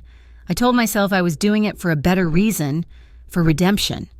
He turned his head, his profile sharp against the fire. "But I look in the mirror some nights, and I wonder if I am just my father, with a new coat, if I am just replacing his violence with contracts and lawyers, if it is still just about owning things, owning the city, owning the board." He looked at me, his eyes dark with a conflict I had never seen. "Owning you. Is that what I am?" I asked, my voice small. "Am I just another asset you are trying to make clean?" He was silent. The fire snapped, sending a shower of sparks up the chimney. "No," he said finally. He walked over and sat on the rug, not close. He kept a deliberate, respectful distance. He stretched his long legs out toward the fire. "You are the one thing that is not on my ledger. You are the one who looks at me and does not seem to care about the name. You just see the man, and you tell him his coffee is weak." I let out a shaky laugh. I know. We sat in silence for a long time, just watching the flames. The storm raged outside, a wild, chaotic world we had locked out. But in here, it was warm. It was still. The space between us, that careful 3 feet, was electric. It was full of everything we had not said, every touch we had avoided. I looked at him. Really looked at him. The firelight softened the hardness, the control. I saw the man who had knelt on a dirty sidewalk to talk to my daughter about trains. I saw the man who had shielded my body with his own. The storm, as if sensing the shift, hit the building with a furious gust. Thunder cracked directly overhead, vibrating through the floor, through my very bones. I flinched, a small, involuntary movement. He moved. He did not lunge. He did not grab. He just bridged the gap. He was suddenly next to me, his knee brushing mine, the heat from his body wrapping around me. "It is just the wind, Avery," he whispered. He lifted his hand, that same hand that had moved with such brutal efficiency in the alley. It moved now with an agonizing slowness. He did not touch me. He just held it, palm up, in the space between us, an offering. He was waiting. He was giving me the choice. My heart was beating so hard I thought it might break. I was tired of being scared. I was tired of fighting alone. I leaned forward just an inch. He read the signal. His hand, warm and strong, rose. His thumb brushed my cheekbone, his fingers sinking into my hair. The touch was not possessive. It was a question. His eyes, amber in the firelight, searched mine. "Are you sure?" I did not trust my voice, so I just nodded. That was all he needed. He leaned in, but he did not take. He waited. So I was the one. I was the one who closed the final distance. I leaned forward, my hands coming up to rest on his chest, and I pressed my mouth to his. It was not a kiss of passion. Not at first. It was a kiss of admission. It was the release of a breath I had been holding since the moment I saw him in the alley. It was soft and hesitant and searching. He responded, his mouth moving against mine with a gentleness that shattered my last defense. His other hand came up, cupping my face, his thumb stroking my jawline as if he were memorizing me. I pulled back, just a fraction, my forehead resting against his. We were breathing the same air. "Bruno?" I whispered. His name. I had said his name. His answering groan was a sound of pure, undiluted relief. He did not crush me. He did not demand. He simply gathered me in, his arms wrapped around my waist, pulling me against his chest, and his mouth found mine again. This time, there was no hesitation. It was a kiss of deep, profound connection. It was the heat of the fire, the wildness of the storm, all focused into a single, overwhelming point. His lips were soft, then firm, moving with a controlled power that made my knees weak. My fingers threaded into his hair, which was thicker and softer than I had imagined. I felt his hand slide from my waist, his fingers splayed wide and warm against my back, pulling me closer until there was no space left between us at all. It was not a fight for control, it was a mutual surrender. Everywhere he touched, he lingered, he asked, and I answered. His hand on my back. I arched into it, my fingers on his neck. He tilted his head, giving me more. We moved together, a slow, instinctive dance in the firelight, driven by a need that had been building for weeks. It was a need, I realized, not just for a body, but for this feeling, the feeling of being completely and utterly safe with the most dangerous man I had ever met. We sank back onto the thick rug, a tangle of limbs and shared breaths, the storm outside a forgotten echo. He paused, his weight resting on his elbows, his face above mine. He was looking at me with an intensity that burned. He was listening. He was waiting. I smiled, a real, slow, trusting smile, and I nodded. He lowered his head, his lips brushing my ear, and whispered my name. And as the fire crackled and the rain lashed the windows, we found our own rhythm, a slow, deep, and powerful current that was just for us. It was a promise made in the dark, a connection forged in the heart of the sea. Later. I do not know how much later. We were lying on the rug, side by side, my head on his chest. My clothes were still on, his shirt unbuttoned. I was wrapped in the heavy blanket from the sofa. The fire had burned down to glowing, pulsing embers, and the room was a dark, warm cocoon. His heart was a slow, steady drumbeat beneath my ear. I was watching the embers glow. "You lied to me," I said, my voice soft and sleepy. His hand, which had been stroking my hair, paused. "When?" "In the alley, and on the pier. You said you were waiting for those men." His chest rose and fell in a deep sigh. His hand resumed its slow, steady motion. "I did wait for them," he said, his voice a low rumble. But that was not the truth, not all of it. I received a message that night, not just that the Iron Tide was making a move on the diner. The message, it was specific. It said that their leverage was a waitress. He paused. It said they were going to exploit your tears. Those were the words. I lifted my head to look at him. His eyes were fixed on the dying fire. "I have been fighting my family's legacy my entire life," he said, his voice raw. The idea of men using a woman's desperation, her tears, as a tool. It was It was the one line I swore I would never cross. I went to the alley to stop them, but I got there early, and I just waited to see the woman who could make men like that so afraid, and then you walked out. I laid my head back on his chest. He had not come to save me. He had come to stop them, and in doing so, he had found me. I was quiet for a long time. The storm was passing. The rain was softer now. "Tomorrow," I said, "Price will try to edit the story. He'll call me a liar, a bitter, unstable single mother. He will say I am being manipulated by the mob." Bruno's arm tightened around me. "He will." "So we cannot let him," I said, sitting up. I turned to face him in the dim, red glow of the embers. "We cannot just release the data. We have to release it in a way he cannot fix, a way that makes him react, not defend." He sat up, too, his expression instantly sharpening. The lover was gone. The strategist was back. "What do you have in mind?" "Dawn," I said. "We do not wait for the gala. We strike at dawn. We give them no time to prepare." My suggestion to strike at dawn was impulsive, born from the fire and the intimacy of the night. But Bruno, the strategist, saw the flaw. We were still lying by the embers, the sky just beginning to pale, when he responded. "Dawn is a brawl," he said, his voice a low, thoughtful rumble. "We release the data. Price's PR machine goes into overdrive. He calls it a malicious hack by a foreign entity.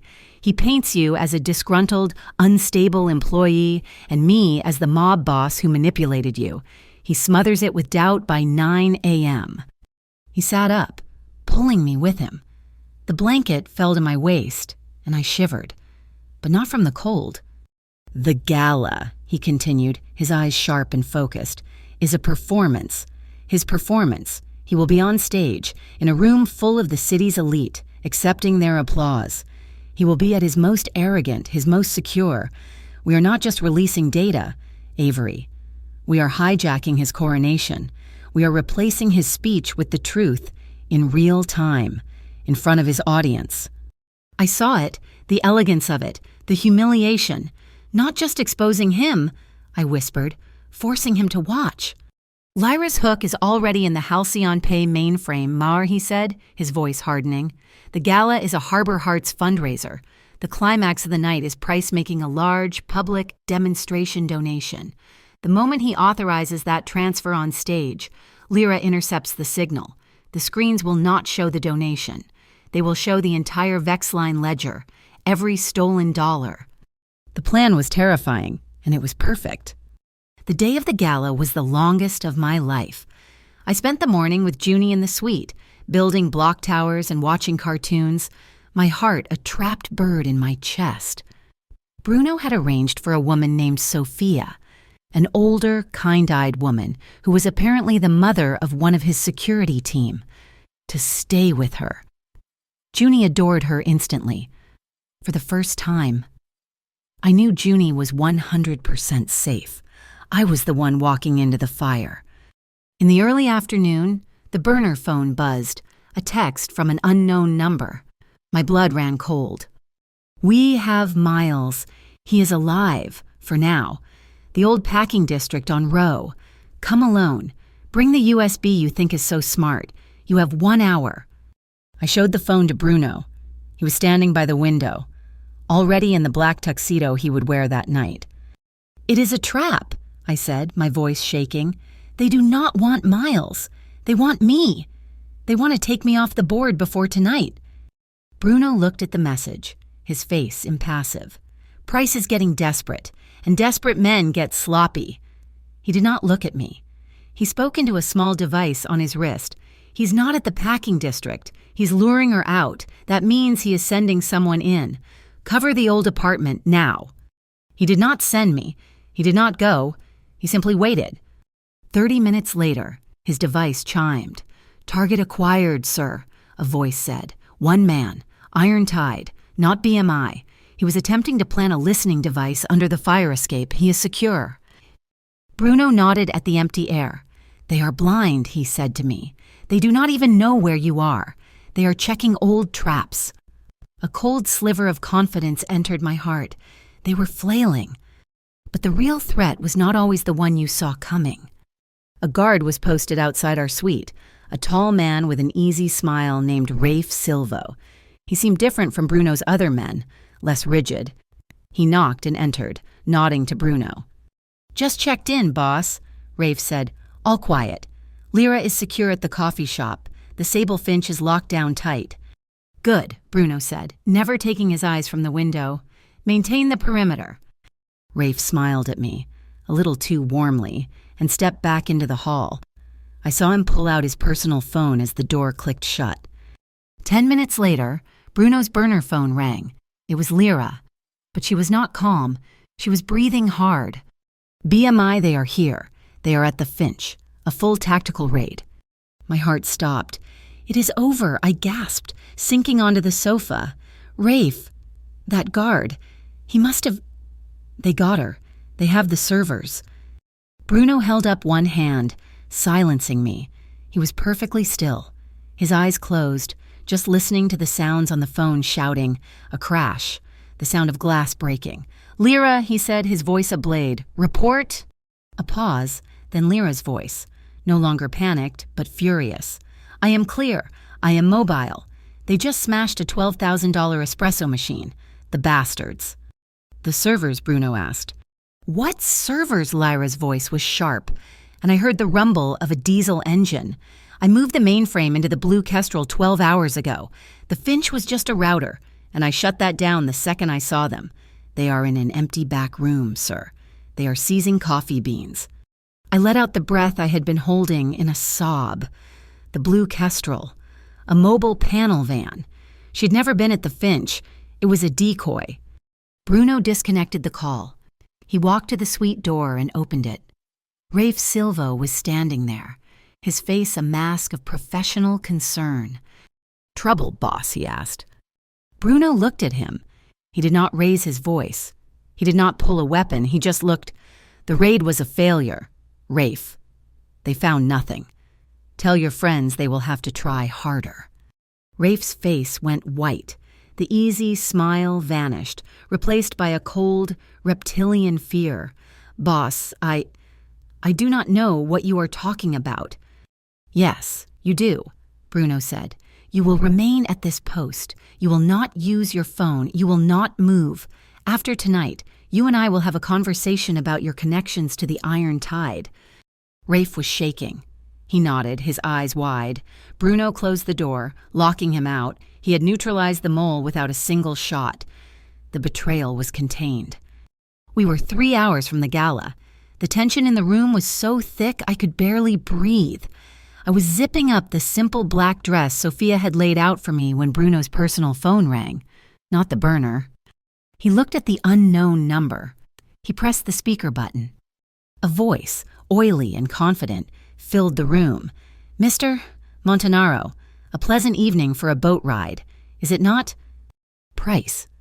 Bruno stood by the fireplace, his hands resting on the mantel. "Price." "My men found a lovely little coffee shop today," Price said, his voice amused. "Empty. I am afraid. A completely wasted effort, just as your attempt to intercept my associates. At an old apartment this afternoon was a wasted effort. You are chasing shadows, Bruno." He was spinning his failures, painting them as a draw. "So, let us call it that," Price continued smoothly. "A draw. A professional courtesy. You have your assets, I have my affiliations. There is no need for this to become public. Leave Gable Heights. Tonight, take the waitress and her child. Consider them a severance package, a gift, my gift to you, and I will forget this little inconvenience ever happened." I held my breath. This was it. This was the exit Bruno had always wanted, the clean break, the legitimate life. He could take me and Junie and disappear. He could win. Just by walking away, he could have the life he wanted. Bruno was silent. He stared at the phone on the table. I saw the muscles in his jaw clench. He did not reply to Price. He did not bargain. He did not threaten. He simply walked over to the table and pressed the end call button. The silence that followed was heavy. He looked at me, his eyes dark, unreadable.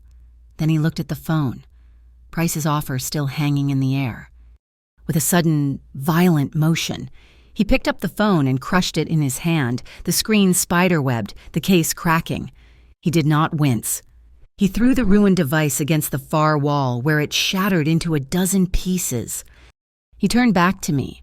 A slow, cold, terrifying smile spread across his face. He let out a single, sharp laugh. It was the laugh of a man who had just been handed an insult so profound it was almost comical. He had made his choice. He was not running. It was time. We stood by the door, the storm having passed, the city lights glittering below. I was shaking, my hands ice cold. "Tonight," I said, my voice barely a whisper. "When we are on that boat, you are used to being the shield. You did it at my apartment. You did it at the museum. You put your body in front of mine." I looked up, meeting his intense gaze. "Tonight, you do not stand in front of me." My voice firmed, finding the steel I did not know I had. "I am not the bait. I am not your weakness. I am the witness. I will speak." Bruno watched me, his face impassive. I saw the memory of the woman in the alley in his eyes, measured against the woman standing before him now. He was silent for a long moment, the strategist recalculating, the man seeing. He reached out, not to shield me, not to pull me. He just gently, slowly, straightened the simple collar of my dress, his fingers brushing my skin for only a second. "I will not stand in front of you," he said, his voice a low, unbreakable promise. He met my eyes, and I knew I was safe. "I will stand beside you." The Aurora Belle was a floating palace of light, cruising slowly down the black ribbon of the Gable Heights River. It was draped in glowing strings of gold, and the decks were filled with the city's elite, men in tuxedos, women in gowns that cost more than my annual salary. The sound of clinking champagne glasses and false, high-pitched laughter was a wall of noise. I felt like a ghost. My simple black dress, the only one I owned, felt like a costume. My hands were clammy and cold. "They are all staring," I whispered. We were standing on the upper deck, looking down at the main ballroom. Bruno was beside me, and he was not a guest. He was a predator who had been invited inside. His tuxedo was a midnight black, and he wore it like armor. He did not look at the crowd. He watched the room, his eyes scanning the exits, the security, the BMI agents trying to blend in. He reached over and took my hand. His was not cold. It was solid, warm, and steady. He laced his fingers through mine. "Let them stare," he said, his voice a low vibration. "I am staring, too. You are the only real thing in this room." He held my hand like an anchor, keeping me from floating away on the sea of panic. He was right. I was not one of them. I was the rock they were about to break against. We moved inside. The air was thick with expensive perfume. We found a position near the back, by a pillar. Just as the main event began, a spotlight hit the small stage. Eldon Price walked into it, his arms raised, soaking in the applause. He was tan, his silver hair perfect, his smile radiating a false, political warmth. He looked untouchable. Thank you," he said, his voice booming over the speakers. "What a night for Harbor Hearts, what a night for our city. When we talk about community, we talk about integrity. We talk about cleaning up our streets, about ensuring that every citizen feels secure." "He's so full of it," I whispered. "He's about to be full of static," Bruno murmured back. On stage, Price moved to a sleek glass podium. "And now to show the Bureau's commitment, I am pleased to kick off the final pledge drive with a demonstration." This was it. Lyra's signal. Price theatrically tapped the screen of a tablet built into the podium. "I am authorizing the transfer now," he said, smiling for the cameras. For 1 second, the two massive screens on either side of the stage showed the Harbor Hearts logo. Then they flickered. The logo was gone. It was replaced by a flowchart, a simple, stark, black and white diagram. At the top, Switchyard Diner, an arrow, Halcyon Pay, an arrow, Vexline Logistics, and Arrow, Harbor Hearts Community Fund. And then, the final, brutal arrow pointing to a name, Eldon Price, Private Holding, Cayman Islands. The room did not erupt. It died. A collective, stunned silence fell. The only sound was the thrum of the yacht's engines. 100 phones were raised, recording. Price's smile froze. It did not fall. It just froze. A grotesque mask of confidence. He looked at the screens, his eyes wide with disbelief, then pure, undiluted fury. He turned and made a sharp, cutting motion to a man in the back corner. "Kill it," he barked, his voice accidentally caught by the mic. "Kill the system now." The screens went black, the music cut out, the lights in the main ballroom plunged, one by one, into darkness. People screamed, not in terror, just in confusion. In the chaos, I saw a familiar silhouette against the emergency exit lights. Rafe Silvo, the traitor guard. He was not protecting civilians. He was moving, fast and low, toward the small sound and lighting booth at the back of the room, the booth where Lyra's tech had been patched in. He pulled a gun. "Bruno!" I yelled. But Bruno was already gone. He had released my hand the instant the lights went down. He moved through the panicked, clustering crowd like a shark, silent and fast. Rafe raised the gun, aiming it not at a person, but at the server rack inside the booth. He was going to destroy the evidence. Bruno hit him from the side. It was not a fight, it was a removal. One hand grabbed Rafe's wrist, twisting it inward, pointing the gun at the ceiling. The other hand slammed into his elbow. A sickening, dry snap echoed in the dark. Rafe screamed. The gun clattered to the floor. Bruno did not pause to gloat. He kicked the gun into the darkness, under a table. He shoved the whimpering Rafe toward two of his own men, real Orchid Sentinel men who had suddenly appeared. "Get him below deck," Bruno ordered. Then he turned to the terrified civilians. "This way the exits are marked. Please move in an orderly fashion." He was creating an evacuation, clearing the field. Suddenly, the boat lurched. Bright, harsh floodlights from the shore lit up the deck. Men were boarding. They wore black tactical gear with yellow letters. BMI. "This is a matter of national security," one of them shouted through a bullhorn. "This vessel is under the control of the Bureau of Metropolitan Integrity. Everyone stay where you are." They were not here to help. They were here to contain, to seize the narrative. Bruno's men, the Orchid Sentinel, formed a human wall. They were in tuxedos, not armor. They did not fight. They just stood, arms linked, creating a soft perimeter, a path for the terrified, wealthy guests to get off the boat. They were prioritizing the evacuation, not the confrontation. I was alone, pressed against the pillar. Price was on the stage, surrounded by his BMI agents, already spinning his story to a politician. Mafia hack, disinformation, a complete fabrication. I looked around, desperate, and I saw it. On the wall by the emergency exit, a small, red panel, a backup PA system next to it, a single microphone on a hook, the kind they used for safety drills. It was battery-powered. My legs were shaking. My voice was trapped in my throat. I thought of Junie. I thought of Bruno, standing beside me. I ran for it. I grabbed the mic and flipped the switch. A high-pitched, painful squeal echoed across the deck. Everyone froze. Price. The BMI. Bruno. "My name," I said, my voice trembling, breaking over the speaker. "My name is Avery Morrow. I'm a waitress at the Switchyard Diner." Price's head snapped toward me. "Caesar!" he screamed. "Get her!" Two BMI agents started to move, but Bruno's men, his real men, stepped in their path, not to fight, just to obstruct, to be confused civilians in the way. I held the mic, my knuckles white.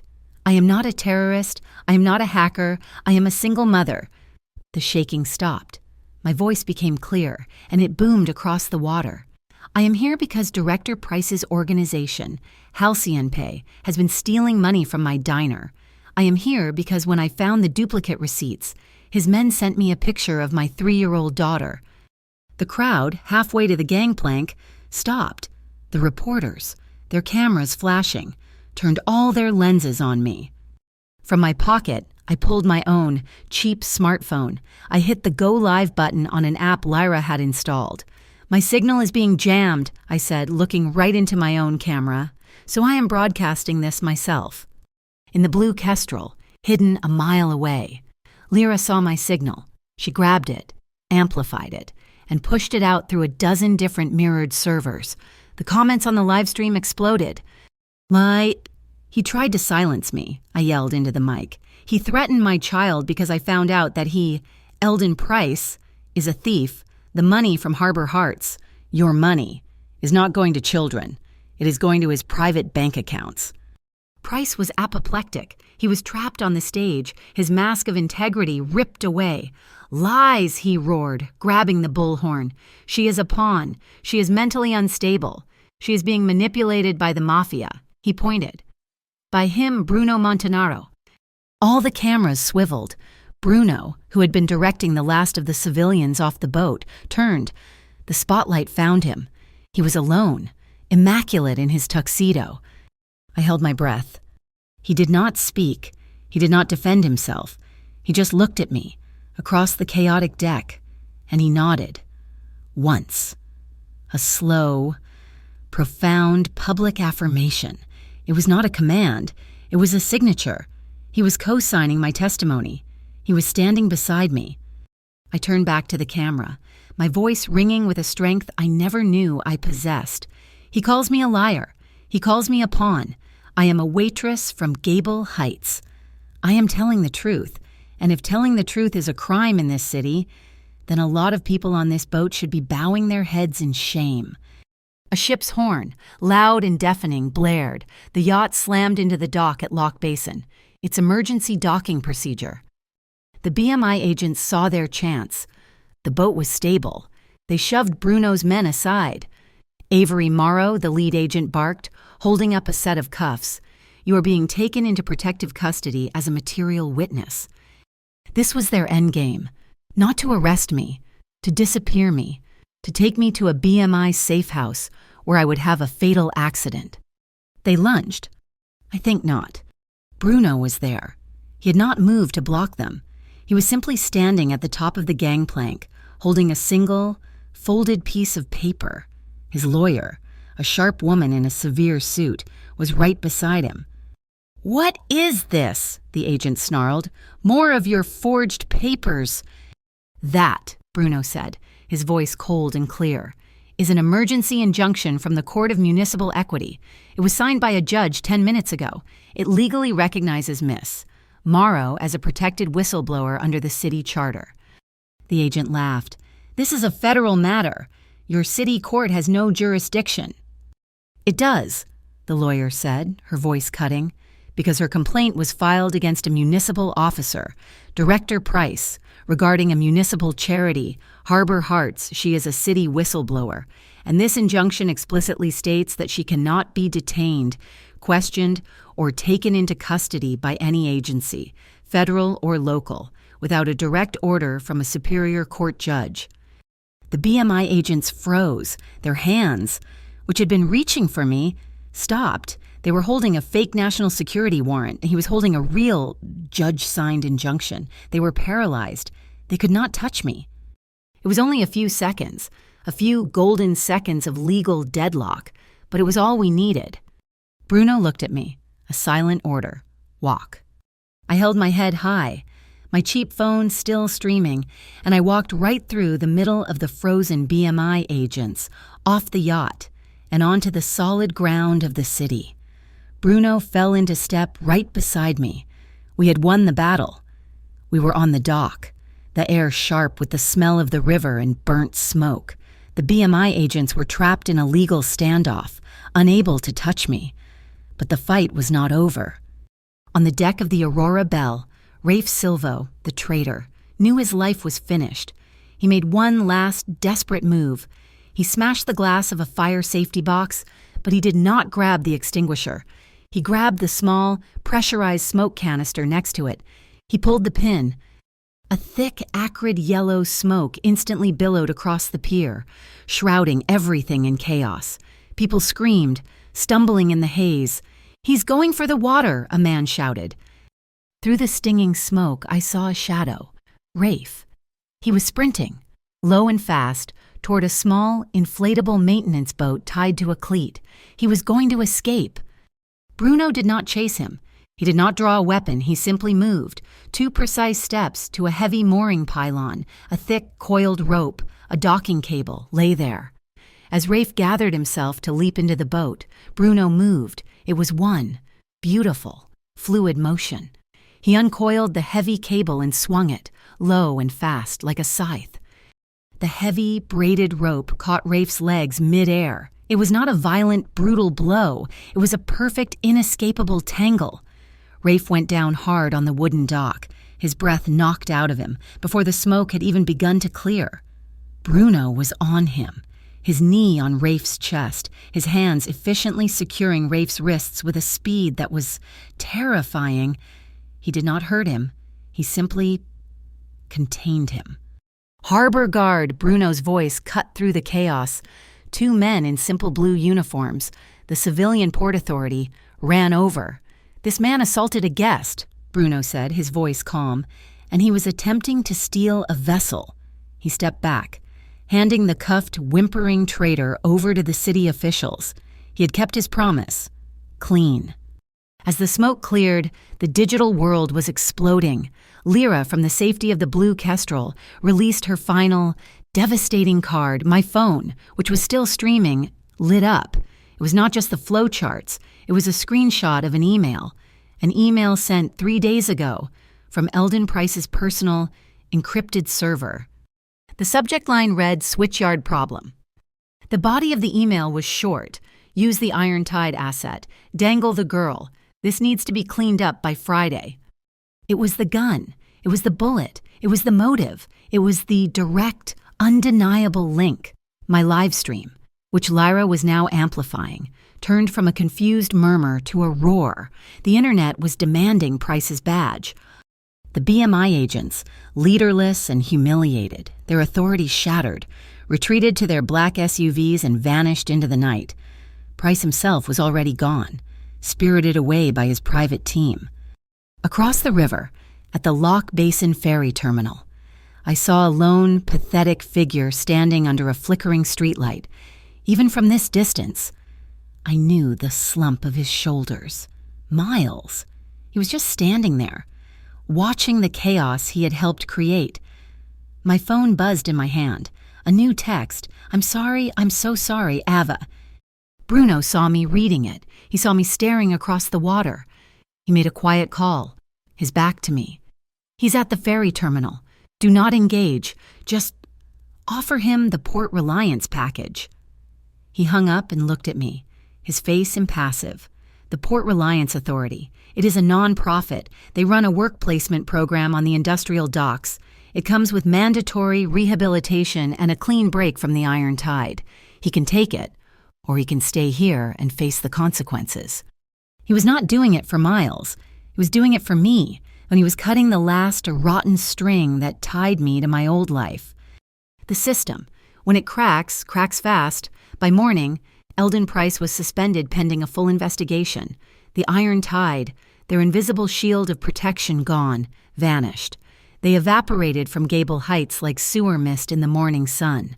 The mayor, sensing the political wind change, publicly announced a full investigation into the BMI, to be led by a new, independent civilian group, the Committee for Public Oversight. The whole monstrous, untouchable machine had collapsed. Bruno offered me the penthouse at the Calder Row. He offered me a sprawling, secure house in the suburbs, behind high walls. I said no. I found my own place. It was a 2-bedroom apartment on Linden Row. It was not grand. It was not a fortress. But the afternoon sun flooded the living room, and the wide bay window looked out over the main railway line. The first morning, Junie spent a solid hour with her nose pressed against the glass, counting the freight cars. A fast train, Mama. So fast, a big train.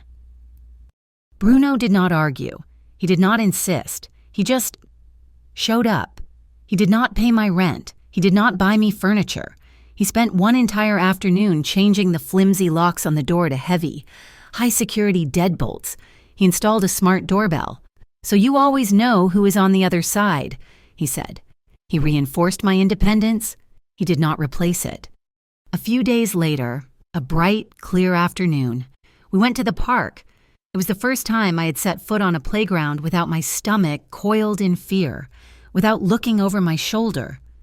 Junie, of course, ran straight for the little, brightly painted miniature train that sat on a concrete slab. She tried to climb into the conductor's seat, but her legs were too short. Before I could move to help her, Bruno was there. He knelt, speaking to her quietly, his voice a low, soft rumble I could not hear. Then he stood, swinging her up effortlessly, and settled her into the bright red metal seat. Junie's face lit up. She grabbed the fake throttle, her small body rigid with importance. "All aboard!" she yelled, her voice high and clear, echoing across the playground. All aboard choo-choo. I stood back, watching. Bruno was not smiling, not in the way other people smiled, but he was watching her. His eyes soft, his whole body. Usually so coiled and tense, completely at ease. He was a man who commanded the city's shadows. And he was standing here, in the bright sunlight, taking orders from a 3-year-old conductor. My heart, which I had thought was permanently bruised, felt full. That night, after Junie was fast asleep, we went up to the building's rooftop. It was quiet, the wind light, the entire city spread out before us like a carpet of diamonds. "I have something for you," Bruno said. He handed me a simple, white envelope. It was not cash, it was not a deed, it was a letter, an acceptance letter, from the Gable Heights College of Nursing, and underneath it, a second letter, confirming a full-ride scholarship. My hand started to shake. "Bruno, I never applied. I could not afford the application fee." "I know," he said. He was not looking at me. He was looking out at the city grid. "Someone filed the paperwork for you, anonymously. The board said you met the criteria for exceptional civic courage. It seems you have admirers." Tears filled my eyes. They were not tears of fear or sadness. They were tears of release, of a tension I had been carrying my entire life. He had not bought me a future. He had simply, silently, opened the door I had been trying to break down for years. I turned, and I put my hands on his chest, and I kissed him. It was not the desperate, frantic kiss from the hotel storm. It was slow, it was deep, it was steady. It was a kiss of partnership, a kiss that said, "Thank you, and I am here and we are safe," all at once. I pulled back, my hands still resting on his shirt. "We do not belong in the dark, Bruno," I whispered, my voice thick. "But you know how to shut it off." My phone buzzed in my jacket pocket, my real phone. I froze. The old panic, the muscle memory, tightened my chest.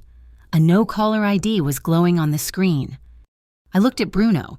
He just watched me, calm, steady. He trusted me to answer. I took a breath. I hit the button, and I put it on speaker. "Avery Morrow." The voice was a woman's, crisp, professional, and unknown. Yes?" "My name is Janine Fields. I am with the Office of Urban Mercy. The mayor would like to schedule a meeting with you." My breath caught in my throat. A meeting, what about?" "He was," the woman said, a note of amusement in her voice, "very impressed by your broadcast from the Aurora Bell. Specifically, your ideas about the diner.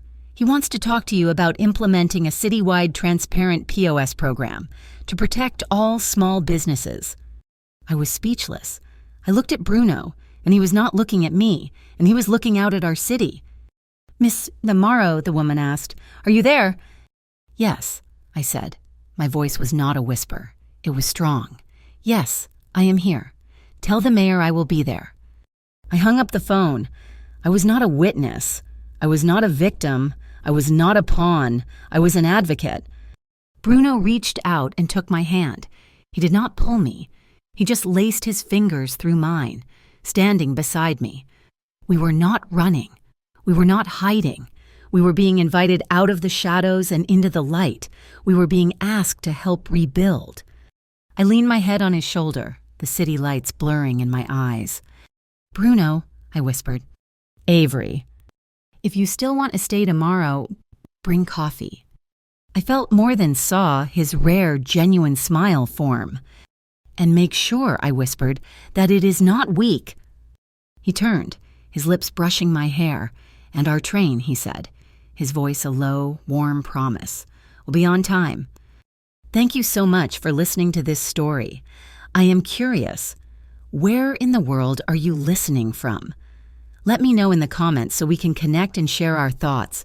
If you enjoyed this journey, please subscribe to Mafia Boss Stories, like this video, and give us your support by hitting the hype button.